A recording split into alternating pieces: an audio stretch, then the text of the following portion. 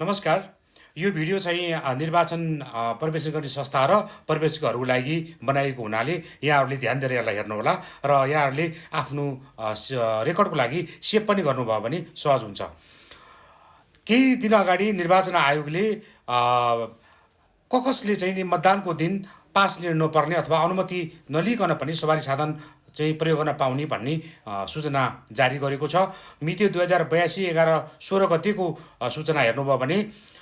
निर्वाचन आयोगले प्रष्ट रूपमा के भनेको छ भने प्रतिनिधि सभा सदस्य निर्वाचन 2082 को मतदानको दिन फागुन 21 गते सवारी साधन सञ्चालन सम्बन्धी व्यवस्थापनलाई प्रभावकारी, व्यवस्थित र आवश्यक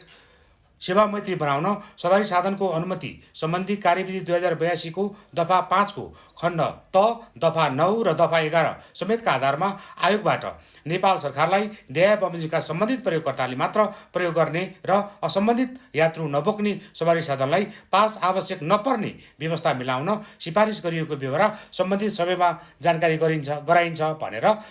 पत्र जारी गरेको सूचना जारी गरेको छ। त्यो सूचनाको जमा जानुभयो भने हामी पर्यवेक्षण गर्ने संस्था र पर्यवेक्षकहरूले के ध्यान दिनु पर्यो भने यो भिडियो पनि सँगै राख्नु होला। म आयोगद्वारा दिएका मतलब जारी भएका ती सन्देशहरू अथवा सोसल मिडियामा आएका ती केही सन्देशहरू छन् त्यो पनि म यहाँहरूलाई पोस्ट गरिदिन्छु, त्यो पनि साथै राख्नु होला। यदि यहाँहरूलाई निर्वाचनका दिन कहीँ कतै चाहिँ रोकियो अथवा त्यो व्यवधान भयो भनेदेखि यहाँहरूले यो निर्वाचन आयोगबाट जारी भएको सूचना देखाउनु होला। त्यो सूचनाको जमा के छ भने आयोगबाट जारी भएका पर्यवेक्षक परिचय पत्र बाहक पर्यवेक्षणकर्ताहरूले प्रयोग गर्ने सवारी साधन सो परिचय पत्रमा उल्लेखित स्थानमा मात्र राष्ट्रिय मानवाधिकार आयोगबाट अनुगमन पर्यवेक्षणका लागि प्रयोग गर्ने सवारी साधन र प्रेस पास भएका सञ्चारकर्मी सवारी साधनहरूको हकमा चाहिँ अनुमति लिइरहनु पर्दैन भनेर स्पष्ट